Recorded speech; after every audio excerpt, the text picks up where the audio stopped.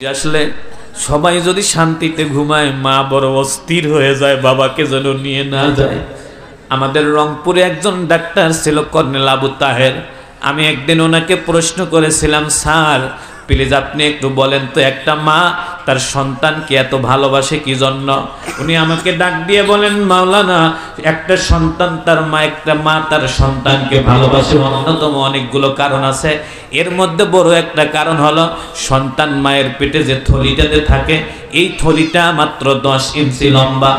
আমি বললাম, স্যার পেটে ব্যাগ যদি 10 ইঞ্চি হয়, তাহলে 10 ইঞ্চি ব্যাগের মধ্যে 18 ইঞ্চি একটা বাচ্চা থাকে কিভাবে?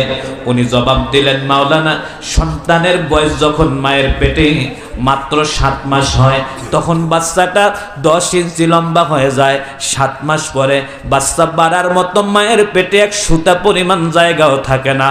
7 মাস একদিনের দিনে সন্তানের পা নিয়ে সেট করে দেওয়া হয় মায়ের কলিজার নিচে।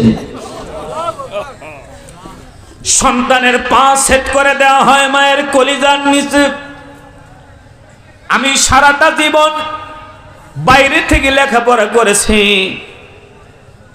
সারাটা জীবন বাইরে থেকেছি। যেদিন মা দুনিয়া থেকে বিদায় হয়েছে, মা তখনও আমার বাসায়। তার মানে আমি বাড়িতে থাকি নাই, মাই আমার কাছে থাকতেন। সঙ্গত কারণে মা বাবার প্রতি আমার একটু দুর্বলতা বেশি কাজ করে। আমি বললাম, স্যার সন্তানের পা মায়ের কলিজায় লাগে, মায়ের কি কোনো কষ্ট হয় না? উনি জবাব দিয়েছেন, কষ্টটা কি পরিমাণ হয় শোনাও। সন্তান যখন মায়ের পেটে 11 ইঞ্চি লম্বা হয়, সন্তানের পা দ্বারা মায়ের কলিজাটা 1 ইঞ্চি উপরে উঠে। সন্তান যখন 12 ইঞ্চি লম্বা হয়, সন্তানের পা দ্বারা মায়ের কলিজাটা 2 ইঞ্চি উপরে উঠে। সন্তান যখন মায়ের পেটে 15 ইঞ্চি লম্বা হয়, সন্তানের পা দ্বারা মায়ের কলিজাটা 5 ইঞ্চি উপরে উঠে। সন্তান যখন মায়ের পেটে 18 ইঞ্চি লম্বা হয়, ওই সন্তান যখন মায়ের পেটে পা লম্বা করে, সন্তানের পায়ের চাপে মায়ের কলিজাটা 8 ইঞ্চি উপরে উঠে থাকে। আমি জিজ্ঞেস করলাম, স্যার একটা সন্তান তার মায়ের কলিজাটা পা দিয়ে 8 ইঞ্চি পর্যন্ত উপরে উঠায় রাখে, মায়ের কি কোনো কষ্ট হয় না? জবাব দিয়েছেন, মাওলানা, যেই দিন সন্তান তার মায়ের পেটে মায়ের কলিজায় পা লাগায়, সেই দিন বাচ্চার বয়স হয় 7 মাস মায়ের পেটে।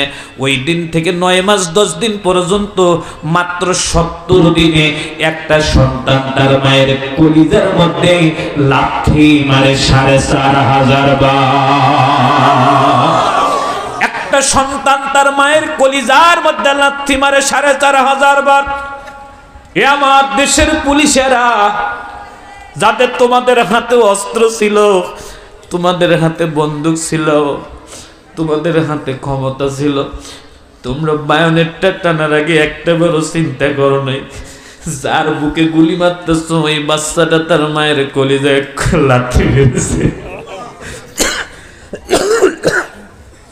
তোমরা একটা বড় চিন্তা করো নাই, যাকে তুমি গুলি করতেছ ওই বাচ্চাটা কোনো একজন মায়ের বুক থেকে 19 থেকে 21 মণ দুধ খেয়েছে।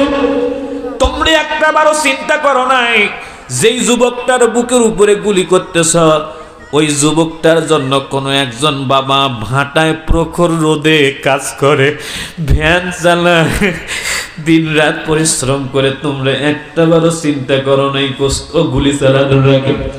শোন ভালো করে, আজকে বিজ্ঞানীরা বলেন সন্তান তার মায়ের কোলে। আমার দিনী ভাইরা কলিজার মধ্যে লাথি মারে 4500 বার। আমি বললাম, স্যার একটা সন্তান তার মায়ের কলিজায় 4500 বার লাথি মারে, এতে কি মায়ের কোনো কষ্ট হয় না? জবাব দিল, মাওলানা, যেদিন সন্তান তার মায়ের কলিজায় লাথি মারে, যেদিন যতগুলো লাথি মারে, এই সবগুলো লাথির মধ্যে পৃথিবীর কোনো ছোট্ট একটা লাথি যদি পৃথিবীর কোন সন্তান তার বাপের কলিজায় মারত, বাবা তখনই মারা যেত। আমি বললাম, বাপের কলিজায় মারলে বাবা মারা যেত, মা মরল না কেন? জবাব দিয়েছে, মাওলানা, মায়ের কলিজার লাথি খাওয়া জায়গাটা বিজ্ঞানীরা গবেষণা করে দেখেছেন যে যেদিন যতগুলো লাথি মারে, এই সবগুলো লাথির মধ্যে পৃথিবীর কোন ছোট্ট একটা লাথি যদি পৃথিবীর কোন সন্তান তার বাপের কলিজায় মারতো, বাবা তখনই মারা যেত। আমি বললাম বাপের কলিজায় মারলে বাবা মারা যেত, মা মরল না কেন? জবাব দিয়েছে মাওলানা, মায়ের কলিজার লাথি খাওয়া জায়গাটা বিজ্ঞানীরা গবেষণা করে দেখেছেন, যে সন্তান যত বেশি মায়ের কলিজায় লাথি মারে ওই সন্তানটিকে মা তত বেশি ভালোবাসে। দুহাত উঁচু করে বলুন আল্লাহু আকবার। হাত দুটো উঁচু করে রাখুন, বলুন ইয়া আল্লাহ, আমাদের মৃত মা বাবাকে আল্লাহ তুমি মাফ করে দাও।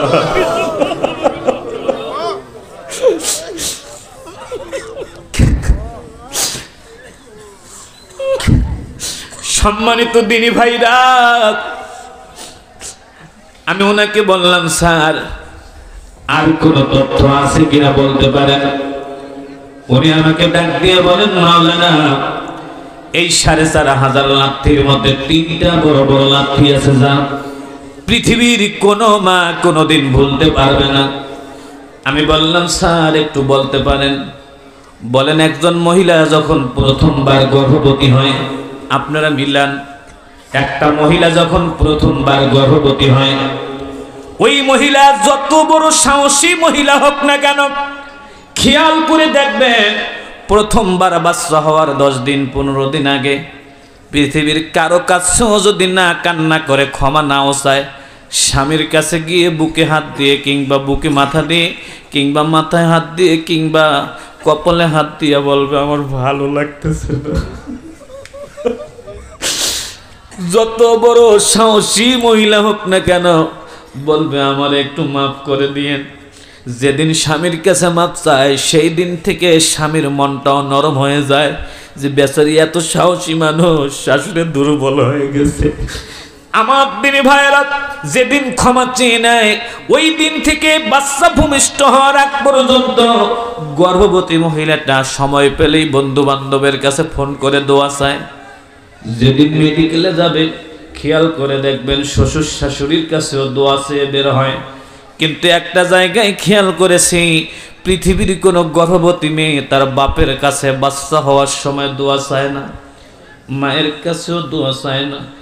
আমার এই জায়গাটায় খুব কাজ করেছি আমি আমার এক আপনজনকে জিজ্ঞেস করেছিলাম, আপুরে দোয়া কবুলের জায়গা তো মা বাবার চেয়ে ভালো জায়গা নাই, কিন্তু তুমি কেমন জানি দেখেছি বাচ্চা হওয়ার দিন দুলাভাইয়ের কাছে সবার কাছে কান্নাকাটি করলা, শ্বশুর শাশুড়ির কাছে কান্নাকাটি করে গেছো, কিন্তু আব্বাকে একটা মিনিট বললা না ঘটনাটা কি?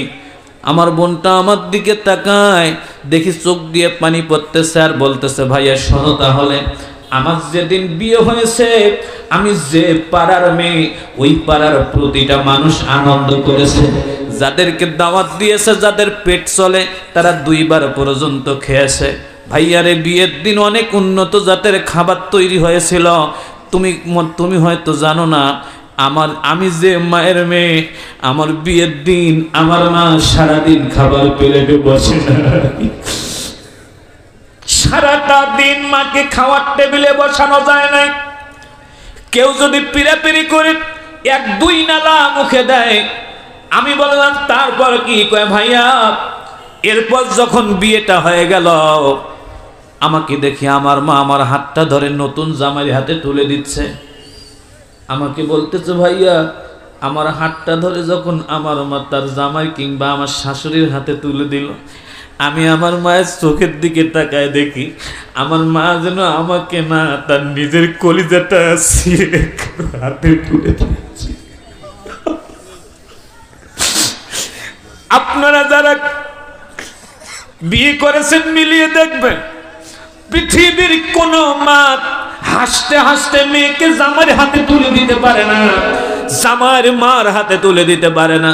মেয়ে যদি সভ্য হয়, ভদ্র হয়, নম্র হয়, আমি লক্ষ্য করে দেখেছি, আমি আমার নিজের চোখে দেখেছি কখনো কখনো মাগুলো মেয়েকে জামার হাতে তুলে দিতে গিয়ে মাগুলো অজ্ঞান হয়ে যায়, আপসেট হয়ে যায়।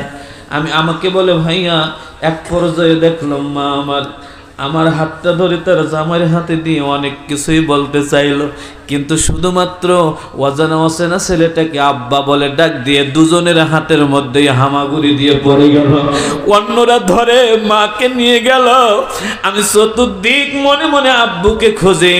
বিয়ের দিন দেখবেন যারা বাবা হয় বিয়ের দিন সারাটা দিন দায়িত্ব পালন করে, কিন্তু মেয়েটাকে যখন বরের গাড়িতে তুলে দেওয়ার সময় ওই সময় দেখেছি মেয়েটা যদি একটু বেশি ভদ্র হয় বাবাগুলো লুকিয়ে লুকিয়ে থাকে, মেয়ের সামনে দাঁড়াইতে চায় না, বাবাগুলো একটু দূরে দূরে থাকে, মেয়ের সামনে দাঁড়াইতে চায় না। চাচারা মামারা বাবাকে মেয়ের সামনে এনে দাঁড় করিয়ে দেয়। আমি তাকিয়ে দেখেছি মেয়ে যদি পর্দানসীন হয়, মেয়ে যদি একটা মেয়ে হয়, মেয়ে যদি বাপের অনেক আদরের হয়, বাবা আর মেয়ের মুখের দিকে তাকায় না, একবার ডানে তাকায়, একবার বামে তাকায়, একবার উপরে তাকায়, একবার নিচে তাকায়, মেয়ের সামনে কাঁদতেও পারে না। মেয়েটা কেমন জানি বাপের দিকে বারবার বাপের চোখ খুঁজে, কিন্তু বাবা দেখে না। বাবা কাশি দিয়ে কান্না আটকায়।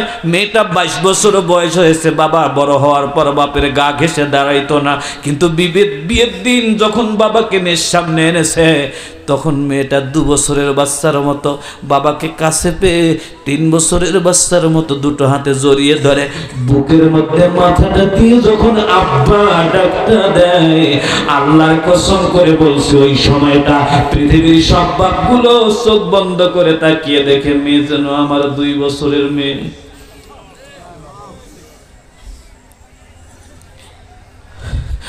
মেয়ে যদি পরহেজগার হয়। এই পৃথিবীতে আমার একটা ছোট্ট অভিজ্ঞতা আছে। বাবার বয়স যত বেশি হয় বাবা তত স্বীকার করে আদর্শ সন্তান হলো মেয়ে। কম বয়সে বাবাদের চাহিদা থাকে ছেলে বাচ্চার উপরে, কিন্তু বয়স যত বাবার বেশি হয় মেয়েদের প্রতি বাবাগুলো দুর্বল হয়। কারণটা হলো বাপের খোঁজ খবর রাখে মেয়েরা, বাপ খাইছে কিনা, কাপড়টা ধোয়া আছে কিনা, এটা কিন্তু বাপের মাথায় তেল দিও, এটা বাপ করে, এটা ছেলেরা জীবনেই কাম করে না। ছেলেদের কাম হলো টাকা দাও, কিন্তু মেয়েরা এইরকম সাধারণত হয় না। বাপজান আমাকে বলে ভাইয়া বরের গাড়ি পর্যন্ত আব্বা একটা বারও বললো না মা যাও দেখি, বাবা বোবা হয়ে গেছে। বরের গাড়ির সামনে গিয়ে দেখি চাচারা মামারা বাপ